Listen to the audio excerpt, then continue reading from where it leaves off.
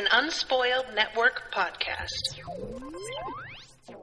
This is Spoil Me, covering One Piece, episodes 122 and 123. In these episodes, there is a very loud dog barking in the background. I'm terribly sorry for that, but I just feel like that's sort of my brand now. And in other news, Luffy drinks a bunch of water and turns himself into a super soaker. Welcome to Spoil Me.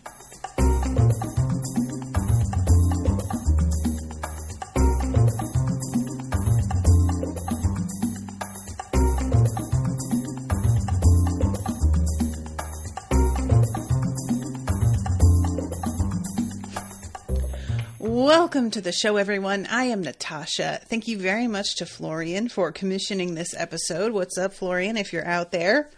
So, these two episodes, guys, I am not sure where to start. We have a sort of subplot that I feel that I don't even really want to focus on that much because it isn't resolved in any substantial way. But that is the search for the cannon. This was sort of a puzzling one to me. So evidently at exactly, 4:30 or 5:30, something, and I say that with like an asterisk after it, something is going to blow up the town square. And they're saying it's like a cannon. And there's all sorts of general theorizing on where it could be located and how it's going to be fired off and all of this. And there comes a moment, and this is at the very start of episode 122, when the crew is all together, other than Luffy, obviously, because he is preoccupied with Crocodile. And they are trying to think how to handle this. It's been said that everyone in 5 kilometers will be killed by the explosion resulting from this. So they begin to sort of wonder where somebody who would be firing a weapon like this would be positioned. And everybody is of different minds on this, but a 5 kilometer diameter, somebody's like, well, he's got to be aiming from at least 2.5 kilometers away, right? And Vivi says, no, that's not true. The cannoneer is probably near the square. And everybody essentially takes her word for it. And immediately begins to do the like, oh, so that's the kind of man he is. 2 things. 1, you don't know that what Vivi says is true. She's just theorizing like you all. And you're acting like it's just a given that if she says it, it's right. But 2, so that's the kind of man we're dealing with. Yes. What do you mean? Of course that's the kind of man you're dealing with. He has been killing people left and right. And I think that it's Chopper at one point who's like, so he would let his own man die? And I just had to assume, sure, this dude has been, we saw somebody crawl out of the belly of a banana gator who had used to work for him that he killed because they were just not up to the fucking task.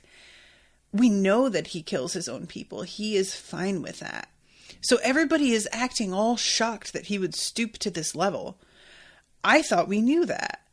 And then that on top of well, we're just going to assume that he is willing to do that in this instance.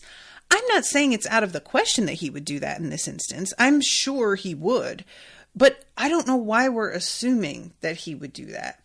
He tends to sacrifice people when they are not useful anymore, liabilities in some way, haven't lived up to their end of a deal. It's not like he's just out here, in terms of his own people. I want to be clear on that. He doesn't seem to just want to murder because it's fun, exactly. Although I won't say that he doesn't act like it's a little fun. So if he had the option to position somebody outside of the blast radius, I feel like he probably would. I don't feel like that's completely, like, the choice to have somebody near enough by that they get like injured by it, it's on the table, but it's not absolutely necessary as far as we know. So I just found it sort of frustrating that I understand in terms of the way that the narrative has to go, we've got to narrow down the search somewhat. If we have it be like over 2.5 kilometers away, that's going to really be difficult for our friends to, like, you know. But I wish that there was something that had been sort of dropped into the conversation at some point with Crocodile that would cause this, like, this inference.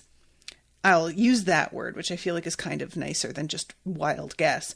This inference that Vivi makes, a little bit more substance. You know, I would like for it to feel like it's coming from a place of actually thinking things through a little bit more, in fact, rather than just like, well, we know he's a bad guy, so I bet he's just letting them die too. Which, again, I'm not saying that's like impossible, but it just feels like we're just pulling that out of our ass. So that said, a lot of the next 2 episodes just has to do with everybody running all over the city trying to figure out where the cannon could be located. And there is a moment at one point where there's a cannon like up on a parapet of like the palace or some other building. And Usopp points up to it and is like, there it is, we found it. And it's like really high up, and he's just sort of like, how are we even going to get up there? And of course, here comes Zoro, and he basically, like, Looney Tunes style, runs up over people's, like, using them as stepping stones, like their heads, you know, in a way that reminds me a little bit of, like, do you guys remember the end of Crocodile Dundee? It's a good bit, honestly. But once he gets up there, the cannon is completely covered in moss, and it's really clear that this isn't going to be used. And the only thing that has me going, I guess that Crocodile is being honest about this, is later on in the 2nd episode, we've got him hearing the, like, thundering sound coming from outside, and he says, it's too early for the destruction of the town. What's going on? If it hadn't been for that, I don't know that I would have even believed that he told the truth. You know, he had them all scrambling after a key to open their cell that was not even the key to the cell. He just likes to toy with people. He likes to give them like an assignment that they either can't achieve, or that once they do, it will not result in what they expected. So in my mind, running all over and looking for this cannon, and this is why I'm not a hero, you guys, and I freely admit this. It's a fool's errand. You don't know that he's being honest that this exists. You don't know that it's actually a cannon that he's even going to be using, or that anybody else is going to fire it. Like, it could be something that he is able to trigger with sand somehow. There is just so much about this that for me, I was like, I don't know. There's not a lot about Crocodile that we can trust at this point as we learn. And so the fact that they're all running all over trying to find it, I will be honest, this I found pretty tedious, because I'm just not convinced it exists. If it does exist, and he just like told them his entire plan, not entire plan, he didn't tell them where it is, but it just feels a little bit like, what are we going to do?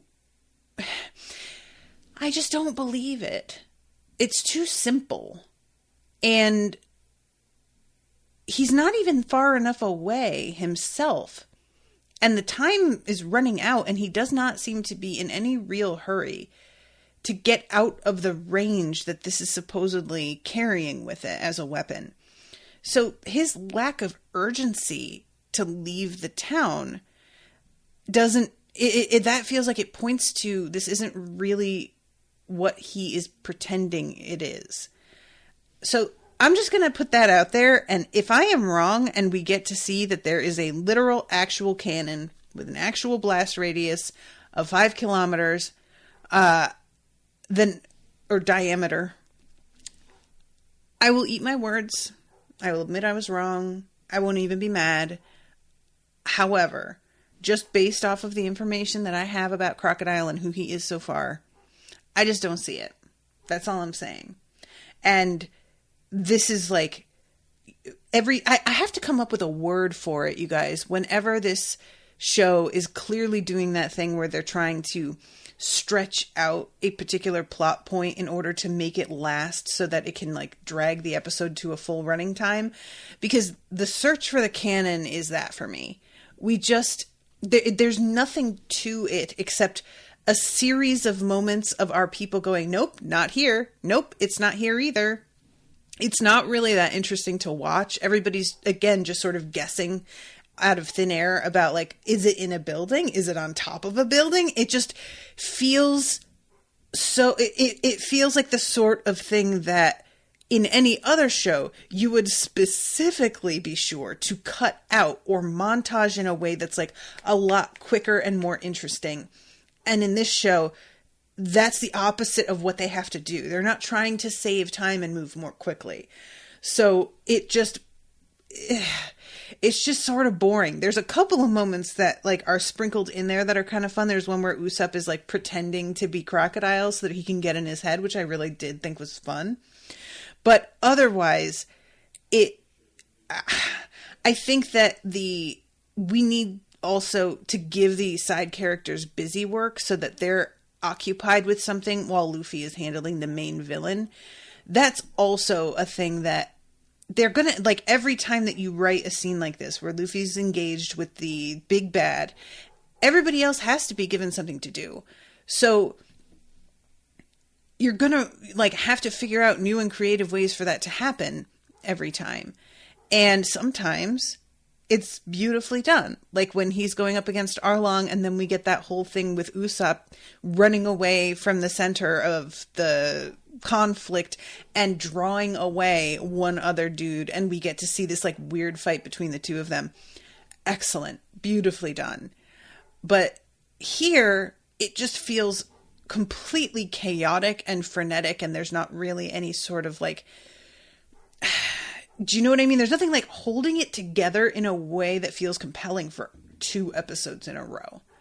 So I feel like I want to give, I am 120 something episodes in here, and I feel like I need to start doing a sequential grading of the episodes, an overall like letter grade, and then a letter grade for like the plot line for our main, the plot line for our side characters, and the, you know, the handling of like, I have to come up with a series of things because I feel like it might start to tell me something if I begin to keep an eye on how that works throughout arcs and what to expect at a certain point in arcs.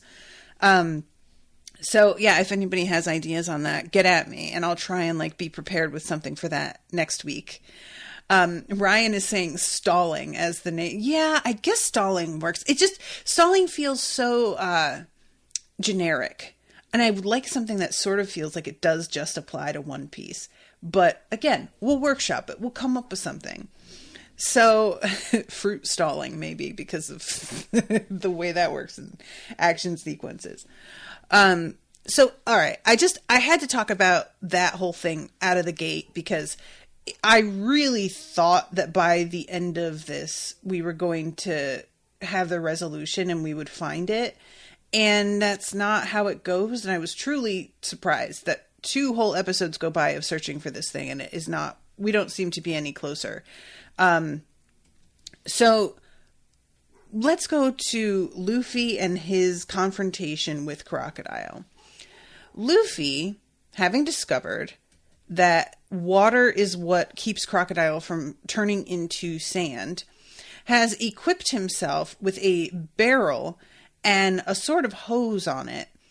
But the thing that he doesn't think about is that if you are giving this guy absolutely any warning, he can soak the water up before it hits him, because that's like what he does. That's the point of the drying like factor, right? Ryan says Usopping. He's usually involved when it happens. Maybe. Because, yeah, that does... Yeah, all right. Again, we'll put that on the list. There's no bad ideas. Everybody, and then we'll workshop it. We'll figure it out. And at this point, Crocodile says something like, what do you even hope you're going to be able to do up against me? And uses the fact that he's one of the 7 warlords of the sea as his, like, essentially his trump card. Like, he's trying to be like, well, obviously you're not going to win because... And Luffy says, I guess that makes me the 8th warlord of the sea. And I don't know why I did not see that coming. Because obviously Luffy is going to make himself one of the warlords of the sea. Of course he is. I don't know what I'm thinking, but it never occurred to me. And I'm loving it. If he becomes one of the warlords, I mean, if there is a name... a title for Luffy that feels less congruous with his like overall personality than Warlord, I don't know what is. Like it's just so not him. That is not his brand. And I'm not mad at him for it, because honestly, why not? Who decides who the 7 warlords exactly are? Is it the government? Is that the thing? Like, the 7 warlords are the ones that are sanctioned, right? So does Luffy have to get sanctioning before he can make this claim? Does he have to go to the government and be like, hey, so, kind of saved a bunch of islands back there. About to save this one. You may want to get me on your fucking payroll. Or is there another, like, system for figuring this out? Because personally, this seems like the kind of thing that it starts with people just saying it about themselves. That's how things tend to work. We want to believe that what happens is somebody makes such an impression in a certain way that people begin calling them this thing, and it just sticks. Because they are so, impressive or consistent in a certain respect that an organic nickname or title springs up. But frankly, the only time that something like that happens organically is almost always when it's insulting or negative. You do something that's like hideously embarrassing, and you will not live it down if you keep hanging out with the people that it happened around, I don't know how many of you are familiar with Tom Cardy, who is a musician who is so gifted and funny, but he has a bit on TikTok where he starts the song looking like wistfully out the window, talking about it only ever happened one time. But even though it was only that one time, ever since, all they do is call you tub shitter because you shat in somebody's bathtub when you were drunk one time and now you're tub shitter. That's the way that sort of thing goes. If you're talking about a title like this, people tend to just say it about themselves around those who maybe don't know them super well or are at least intimidated until those people begin to repeat it. And then it starts to become a thing. Okay, Ryan says they are the sanctioned ones, and we haven't found out how they got sanctioned yet. Okay, cool. Thank you, Ryan. So, like I said, I am totally fine with this. As far as I am concerned, they should have Luffy on their payroll. Luffy is legit. He's out here doing what needs getting done. I don't know what about Crocodile made them think he was a good choice, but this man is a menace, and Luffy could just take his title. If he manages to take the dude down, because Luffy loses again. I'm just going to jump ahead a little bit here. So It's so weird, guys. This show, it will do things that I like fully expect. And I'll just be like, yeah, all right, I guess this is what we're doing. And then it will do shit that I completely did not see coming. And Luffy going up against Crocodile again, having discovered his weakness this time, prepared with an entire barrel of water strapped to his person, and then losing anyway. I didn't see it coming. I will be totally honest with you all. I just figured this is where Luffy wins. Call me crazy. And I'd be very curious to hear from you guys what you thought was going to happen here as well. I'm thinking about how it was like 2 months ago at this point where I said that probably the Alabasta arc was going to last another like 4 episodes of Spoil Me. And we are here. How many episodes is this arc in total? It, of course, depends where you say the arc began as well. Like, I'm tempted to say that it started before they actually arrive on the island and begin traveling over the desert. But I feel like that's kind of unfair. I probably should start there. So, how many episodes has it been since we landed and everybody began traveling across the desert? It feels like it's been 12 episodes, maybe. This is easily the longest arc in the show so far, unless I'm mistaken. And thus, that was part of why I thought Luffy was guaranteed to win here, is because we've been at this for a while now. This is the second confrontation. And figuring out what his, like, weakness is really seems like that should be it. You know? And I say this fully, like, in admiration. I'm not mad that the arc is still going. I'm not at all mad that Luffy lost. I'm delighted because whenever something surprises me, you guys know how, like, difficult that can be after you get used to certain tropes and stuff. You just, getting surprised is harder to achieve, especially when I consume things the way I do for Spoil Me. When it's a slow process, I watch it and then I go and, like, break it down into parts when I'm talking about it. That will cause me to think of things in a different way, and I'll sort of, like, begin to develop an idea. So it's, like, just doesn't happen as often. And because Luffy has lost here, after discovering what his weakness is, I genuinely don't know how he wins. Because he has to win. Like, Crocodile isn't going to win. Okay, I'll say this. If Crocodile wins and he just, like, takes Alabasta, I will never stop laughing. I don't want that to happen. Don't get me wrong. I'm not, like, you know, you all know I'm very irritated by Vivi at this point. But I am not rooting for her failure. So I don't want Crocodile to win. I don't want Alabasta to be ruled by a fucking maniac. But if they just decided, like, sorry, Luffy, you can't win them all, and they are forced to retreat, that would be brave and interesting. I don't want that. But it would fascinate me. I'm just saying, at this point, traditionally, you go up against the bad guy, underestimating them or not knowing of a secret weapon they have that you didn't consider. You lose, almost die. You recollect yourself. You regroup and discuss, like, your options. And then you come in with a new sort of weapon and a new understanding of what their limits are. And you are able to exploit a weakness based on the new knowledge that you have. And this time you win. So Luffy coming in here with this barrel of water.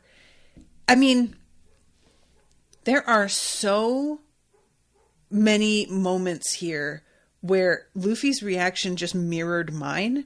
And it was actually really funny. I was like watching this with Owen again, and was more than one moment where Luffy said something and I was like, me too. Luffy at one point, you know, he uses the water and tries to like wet his arm in order to land the punch. And basically Crocodile just grabs his arm and sucks the moisture not only off of his arm, but out from inside his arm, causing it to shrivel up. And Luffy just says, ah, shit, I forgot about that. And I was like, literally, it was coming out of my mouth. Oh, I forgot he could do that. Like, I don't know how I forgot already, but genuinely, it didn't even occur to me like, oh, so he can pull moisture if it's a moderate amount, I guess. Like his arm is damp, but that doesn't matter. He has to get nailed with a fair amount of it before it can actually affect him in any way. So in this series of moments, like Luffy is flying through the air, drinking water from that barrel in order to, you know, hydrate his shriveled limb again. And then he says, depending on how devil fruit powers are used, according to you, you can become stronger. And he pours water over his head, and then he sends a fist out, and it splits into like a bunch of fists, it looks like, or else it just wobbles. It's hard for me to tell what's supposed to be happening here. He like wobbles it, and it's I guess it's just in general supposed to be that it's moving so quickly and erratically that there's no real way to dodge it because there's no predicting where it's going to be. It looks like his arm splits into a bunch of arms, but I don't think that he has that ability. That would be a whole other thing. So this does land. He does manage to like smash Crocodile backwards, to which Crocodile says impertinent brat, and then says desert spada, and breaks the ground. Now, I'm going to look this up right now, guys, because he said that, and I got to be honest, I don't know what a fucking spada is. Is that anything? Let's see. Spada is the Italian word for sword and surname of Italian origin. So maybe that's supposed to be it. Like it's meant to be like I'm cutting. Essentially is supposed to be like what he's implying here. He's cutting the ground in half, essentially. Let's see. From the Latin spatha, cognates include Italiana spada and Spanish espada. Also spade. Okay. Well, I'm gonna go with sword, and that it's like I'm cleaving the ground in half. Does that seem fair? I feel like that's fair. So yeah, this bit splits the ground, and Luffy winds up straddling this spot for a second. It is pretty funny, actually. So he comes at Crocodile again with his fist. Crocodile says, "Are you using the same attack again? You keep doing that and losing." And then all of a sudden Luffy is right there. And he says, "This is my goal from the start. Time to get soaking wet." And he chucks the barrel, trying to hit Crocodile with it. So, everybody, this is when I start to get real mad. Because that's what I would have done. You chuck the barrel, the barrel hits him, barrel breaks apart, Crocodile is soaked, can't turn into sand. You beat the ever-living shit out of him, maybe kill him, done. How could I have forgotten? Luffy chucks the barrel, and basically Crocodile is like, I was waiting for you to fucking chuck the barrel. Thank you.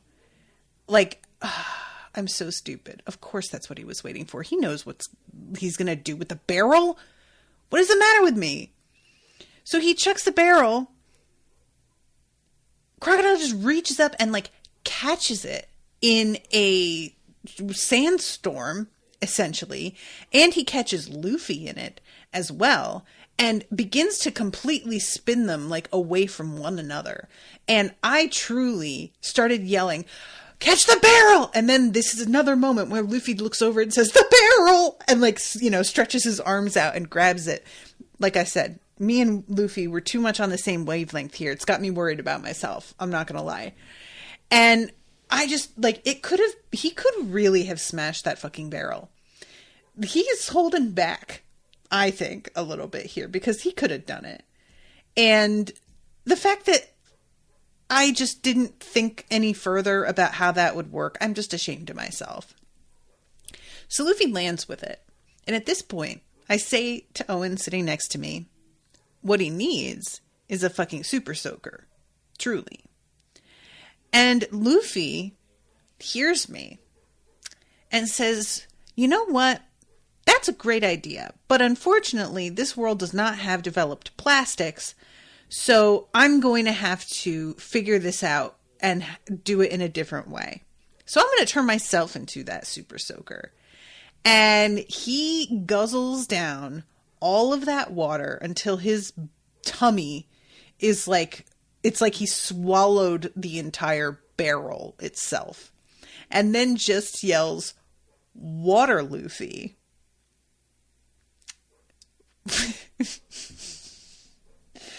Which is so fucking funny. I can't, y'all. Water, Luffy. All right. Sure. And then he springs a leak. I'm assuming the leak is meant to be coming from where he was impaled on the hook. I'm not entirely sure that I've got that right. It doesn't matter really, but I had a little bit of concern. It doesn't seem to be an ongoing problem. But yeah, at this point, Crocodile says, "Is this brat serious?" And Luffy almost vomits here because he's drunk too much water. I just like 3 days ago, I was realizing that I had like hardly hydrated all day. And I had this cup, which holds like 24 ounces. And I was like, you know what? I really do need to drink some more water. I am going to chug this. Let me tell y'all, not a good idea. Have y'all ever done this where you've just drunk too much water at once? It's not something that I think I've ever done to this degree before, because I had also like eaten probably like 15 minutes before as well. So my stomach was somewhat full to begin with. I felt so sick, y'all. I really did think that I might throw up. I regretted it tremendously. I will never do that again.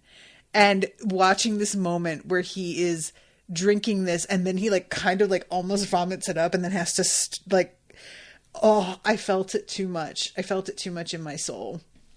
And the expressions on Crocodile's face as he's watching him, and we cut from him looking enraged to Miss All Sunday giggling to herself. Miss All Sunday, we got to talk about her in a minute, but what a delight. And I'm really sad that she seems to be dead now. But yeah, Crocodile's like eye begins to twitch, and he says, doesn't he get what's happening right now? And we like cut to everybody fighting down in the square and a shot of the clock, you know, because we're counting down to this explosion. And then he like loses his temper and says, "Stop messing around," and comes at Luffy in a torrent of sand, like he's riding a little sandstorm. And as he's coming at Luffy, Luffy basically like spits a bunch of water at him. It lands squarely on his head. He's like, I think he got a little bit goaded here and he lost his temper and let himself get pulled into a really bad position. So that's on him. That's you can't do that, bud. You got to keep your head. But you know, I'm not mad because I can only imagine how frustrating it must be as a big badass person who has been used to like taking literally everybody down who has ever stood against you ever. And then the person who seems to be like about to maybe win against you is like not only a young kid, but like a pretty ridiculous young kid who seems to be almost a joke, you know, that would get your eye twitching. So that's fair. And so he walks right into this, gets soaked, and Luffy's like, I'm not messing around. I'm always serious. And then he does a bazooka punch with like both of the heels of his hands centered on Crocodile's chest and throws him into what I want to call like a pergola or a gazebo. Don't really know what the difference is between those, I'll be honest. Destroys it.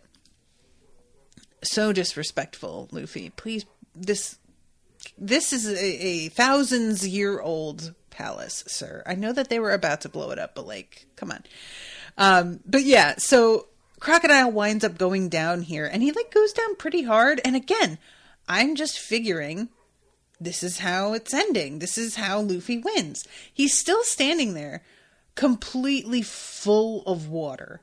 Absolutely like a sphere, you know?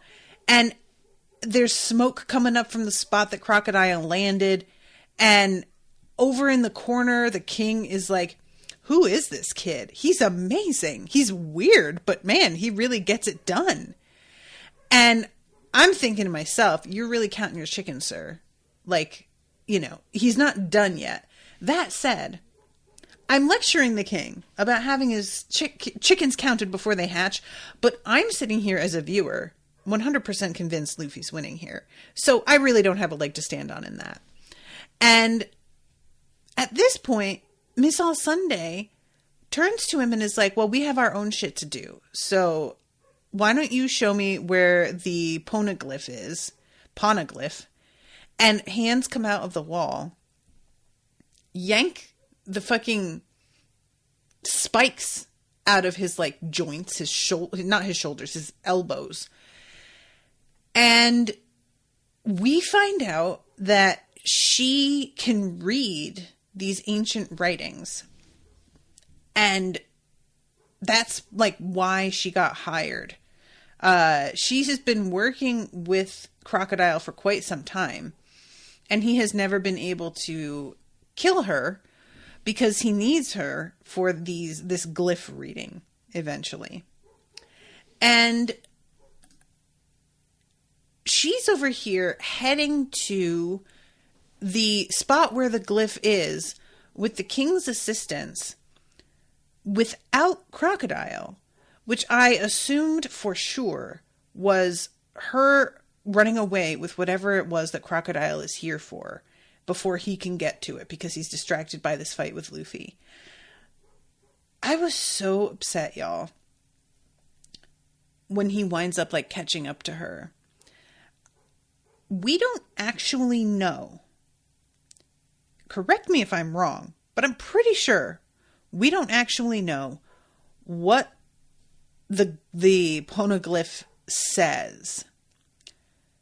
She just tells him that it's like a history of what was built and when, and like, you know, battles fought and whatever. And understandably, Crocodile assumes, because this doesn't have the information that he wants, that she's probably just lying. He doesn't ever for a moment think, oh, maybe I had it wrong.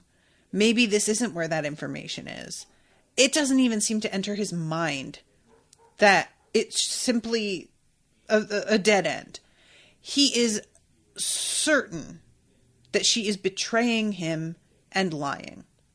And I'm not going to stand here and pretend that I don't think she's doing that, because I think that would be the smart thing to do if you don't align with whatever it is that Crocodile is intending by getting the Pluton, which we still don't really know what Pluton is.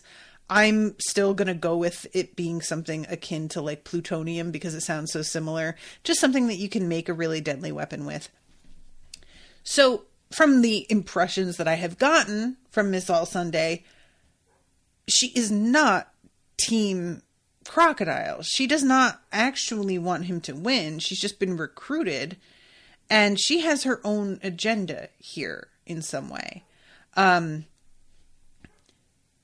I was not surprised at this point to see that or to see that she goes off without him, that she drags the king with her. I for sure thought that this was, I just had so much, guys, that I was certain I knew how it was going to work out. I figure she grabs the king, she goes off, reads the glyph, finds out where the thing is, and then she tracks it down. She has it in hand.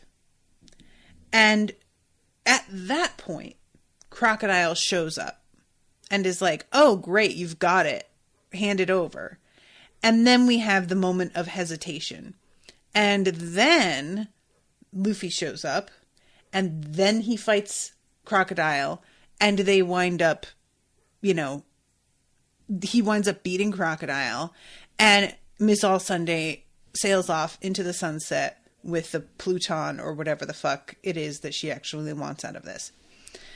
And, I guess that if it turns out that she's not actually dead, it might still be able to shake out that way, but I don't really see it. I don't know. We'll see. Maybe my guess is slightly more correct than I think at this point. I feel like no, though. Instead, he catches up with her while she's standing right in front of it. And because he doesn't seem at all concerned at the fact that she walked out with the king alone while he was in the midst of this fight, that immediately had my guard up. When a bad guy is in a situation where all of, if you read between the lines, it's very clear somebody was about to backstab you, and the bad guy doesn't seem angry about it immediately and doesn't run in asking, what are you doing? Why are you here by yourself? You should have waited for me. When there's none of that sort of energy coming off of them and they walk into the situation, they're not mad because either A, they fully expected this, or B, they are already one step ahead of you and figured out a way to handle the situation if it were to go this way, and they have plans in place, both of which are not a thing we want to see. So when he comes down the secret steps and discovers her standing in front of it, and he doesn't say anything about how she just took off, I was like, oh fuck, she is so dead. I didn't even think dead. I just figured he knew what the fuck she was doing, So we found out, I'm going to back up a little bit here. He calls her at one point Nico Robin, right? I think that's what he says. And she has a run-in when she is with the king with Smoker's crew. And I'll be honest, y'all, clean forgot about him. Don't even and we don't actually see Smoker himself. I believe Miss All Sunday says something to the girl. What is her name? And she basically taunts her over the fact that Smoker has left her to deal with all of this bullshit herself.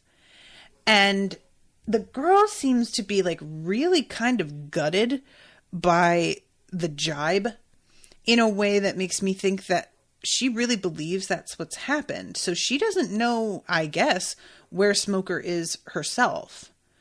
And that I find really surprising and a little puzzling. I just expected that, if we were going to have this, this sort of surprise moment with Smoker doing something, it would be, he would tell her what was going on, and that probably when somebody tried to get at her psychologically by being oh, I see that he left you all by yourself, it wouldn't really shake her because she knows that's not what's happening, right? But the way that she responds here, with really seeming to lose heart, it feels like that does seem to be what she thinks is going on. And then later on, when Luffy comes across her, she is like truly thinking to herself, this is pointless. Crocodile comes across her after Miss All Sunday has like strangled all of her men with her own hands coming out of their bodies, which is just truly awful. And she grips, Tashigi, thank you, Ryan. She grips Tashigi's legs above and below the knee and like twists. I swear to God, guys, look, I know that what I have said about if you just cut her hand and that hurts her and she'll pull back. I mean, these guys, I don't see why they would know that.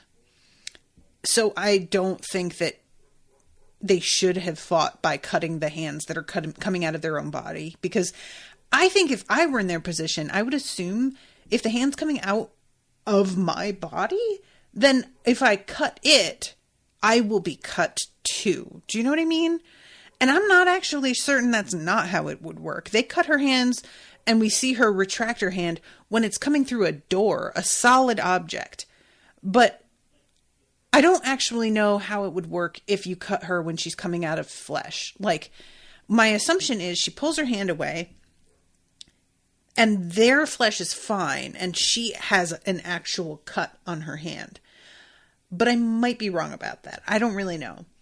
But I just still think her power is so OP. It is crazy. At one point, we see the king kneeling while she's reading the symbols. And she has her hands coming out of his back, holding his wrists together like handcuffs. I mean, that is genius. She would be a really good dominatrix, actually, now that I think about it. Like, we had the other one dressed up in that fucking costume because of all the spikes and everything. And I totally see that. But really, when you get down to it, I think she would probably be better for the job. Because you could just, like, pin somebody down. You could choke them or put your hands over their eyes or many other things. And it would be like there were multiple people there handling shit for you. I feel like that would work out pretty damn well, actually. Anyway, when Crocodile runs into Tashigi, he says something about how, like, justice only comes to people who are willing to, like, go out and take it for themselves, essentially. And that, like, after she sees him, Luffy comes running up and is like, which way did he go? I have to finish this. And Tashigi has to stop and consider whether she wants to tell him which way Crocodile went. Tashigi, look, I understand your basic conflict here, but there is such a thing as like a prioritization of villains, and you have to know that Crocodile is at the top of that list right now, right? Come on, girl. That should not have even taken you a second to decide.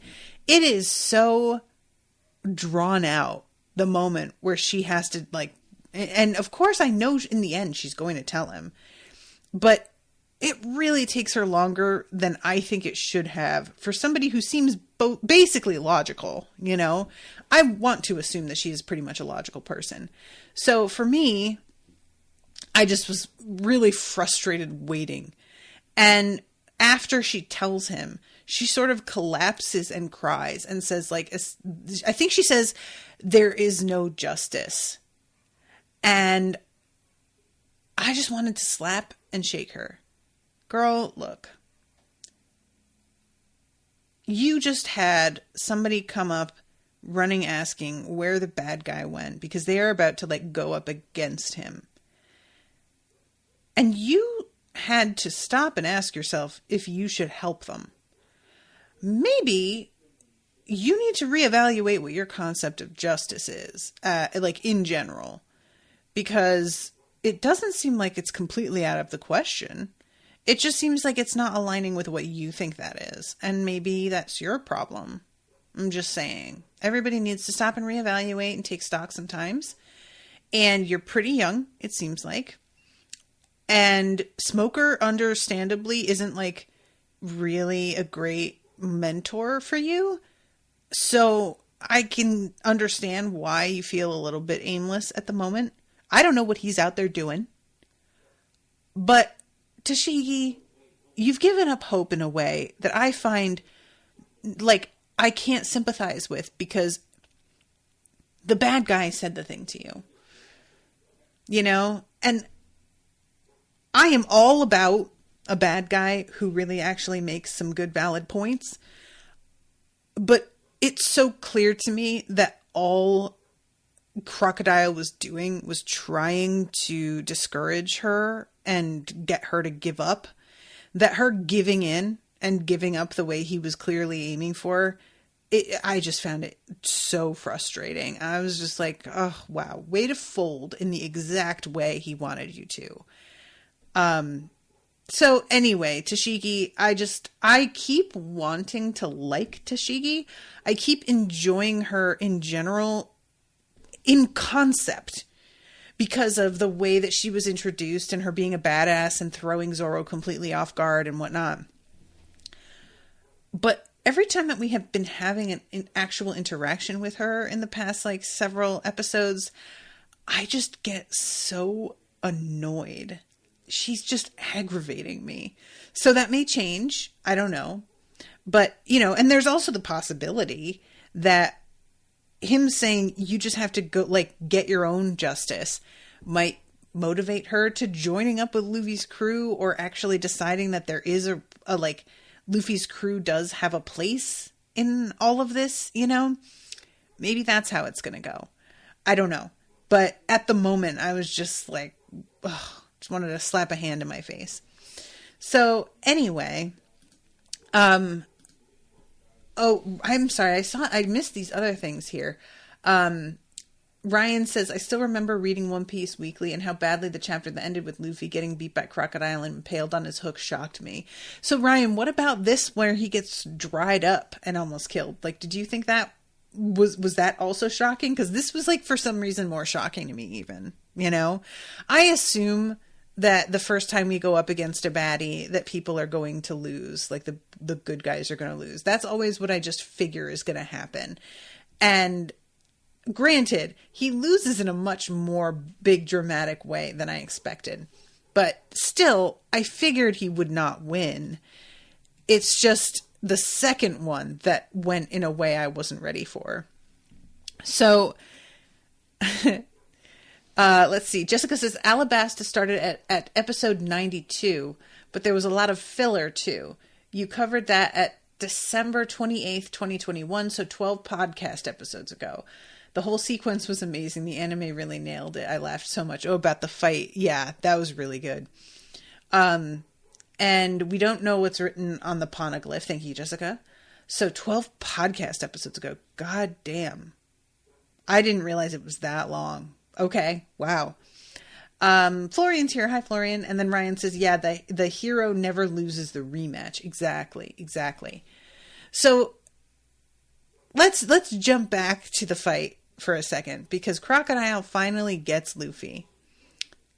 Gets him by the throat. Sucks all the moisture out of him. But the thing is, like, he doesn't suck all of the moisture out. It doesn't seem. It looks for a moment like he does. It's a tough call. I can't tell if he did the same thing here that he did with Mr. 3, or if he did completely dry Luffy out and it just takes a minute for that person to die of it, you know? Because it seemed like when he, like, sucked the moisture from people the first time we ever saw it happen, in the midst of that fight with the pirates where he comes in and, like, takes the bounty, it looked like they got killed instantly by that. And he's not doing that to Luffy. And granted, a bad guy never actually uses the full extent of his ability on the main, like, adversary. That's always how this goes. You have a baddie who's got either a particular superpower, a particular weapon, a particular henchman, maybe. And we get introduced to the superpower, weapon, or henchman in a really dramatic, violent fashion to cement to us as viewers or readers how powerful this thing is. And then when they actually face off with their nemesis, for whatever reason, they never actually seem to take advantage of the full spectrum of what the thing can do. They seem to either be softballing it, or they're inexplicably drawing shit out in a way that feels like so theatrical that it can get frustrating. So I fully understand that might be what's going on here. And again, I'm not going to be upset by it, but it can be a little bit frustrating. In any case, even if he did fully dry Luffy out, and I have to mention the animation here, he dries Luffy out while they're standing on the edge of like the palace roof, lets go of Luffy, and they have the animation Luffy like softly floats down like a falling leaf because he's so light because all the moisture's been dried out of him, which was a great touch. I really liked that. It was so creepy looking, you know? So yeah, Luffy lands on the ground and he says, well, I should be going. He said it's in the mortuary of the temple west of here. When he had grabbed Luffy earlier and squeezed him by the throat, Luffy spits these balls of water straight into the air.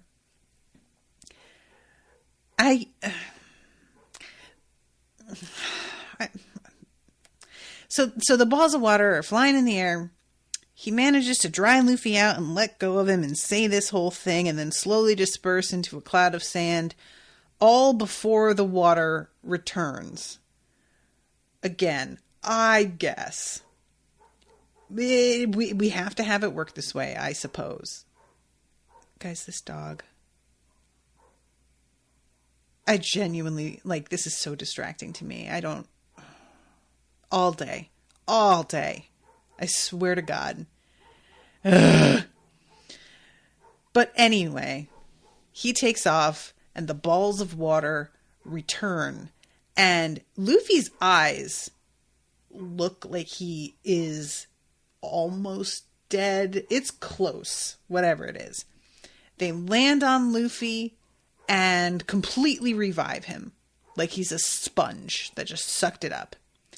And then Luffy sits up and just basically yells, okay, that was too fucking close.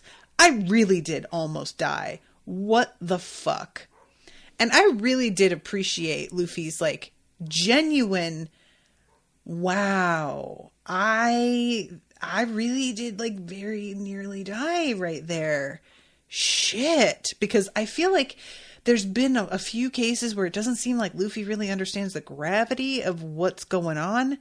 And even having been injured the way he was with the hook last time, he never seems to stop and like truly consider his mortality in any real way. It's just it's a blip and he has to move past it, you know? And I really liked this moment of him just being like, okay, holy shit, I was dried up.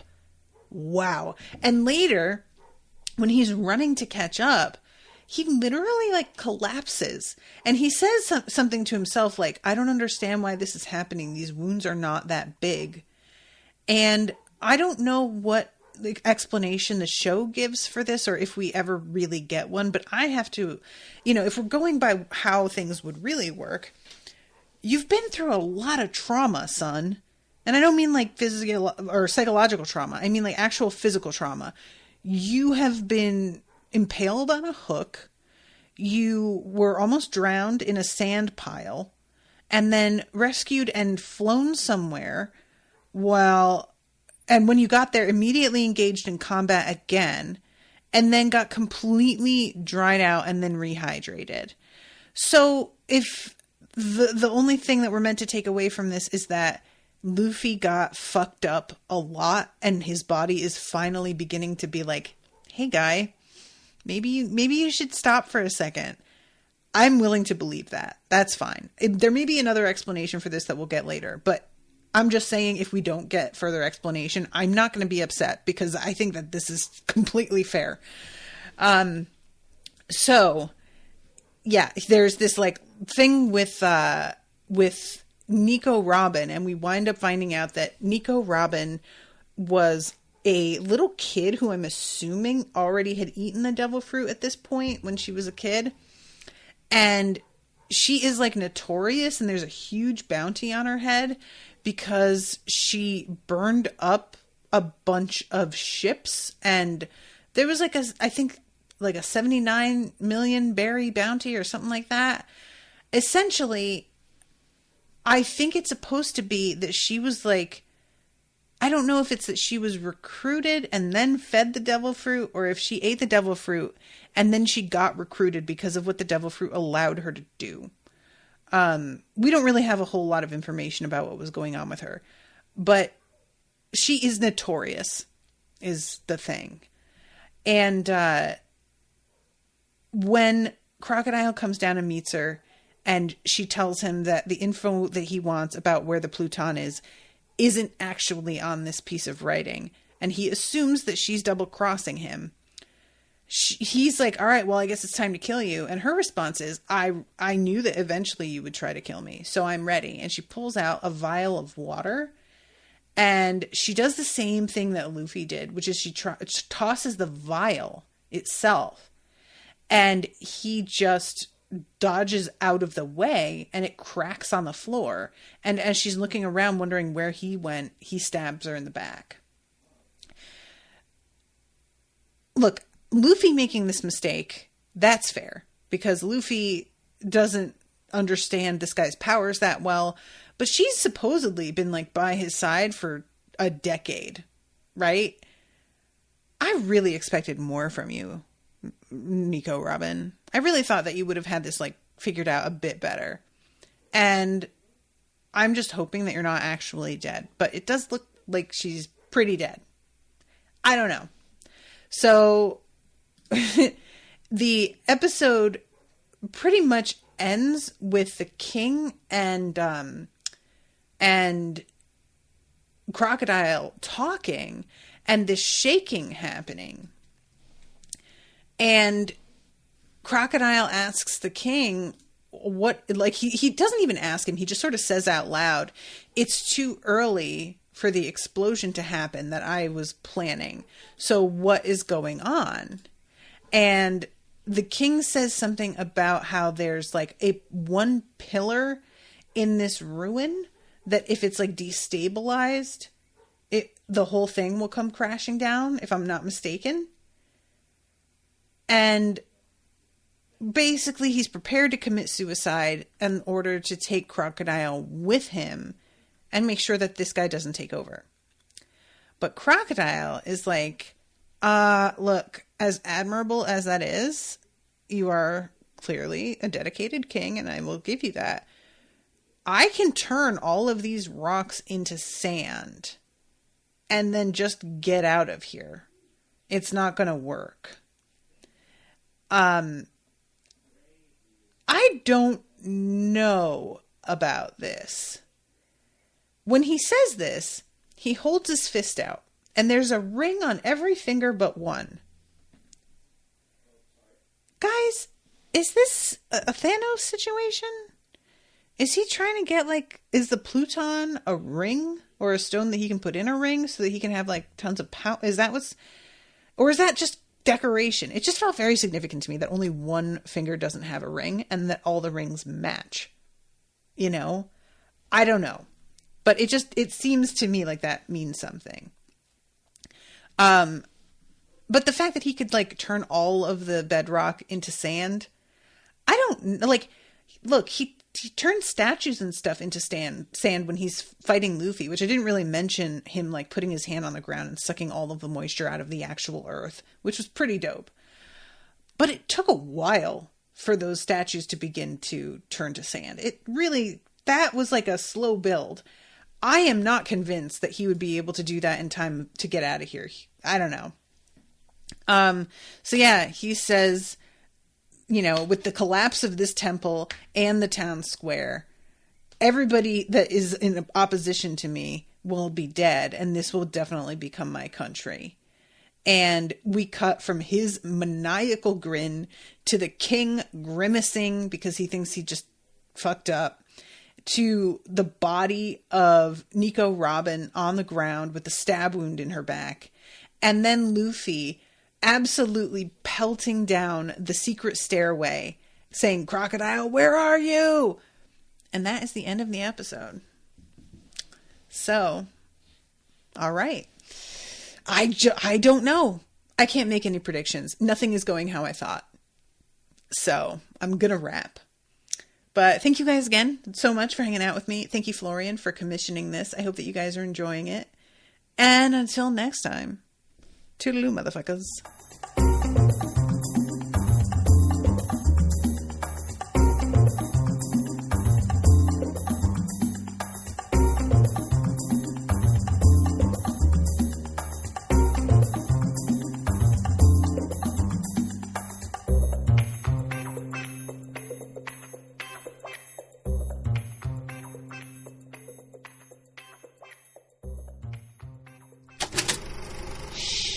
That was an Unspoiled Network podcast.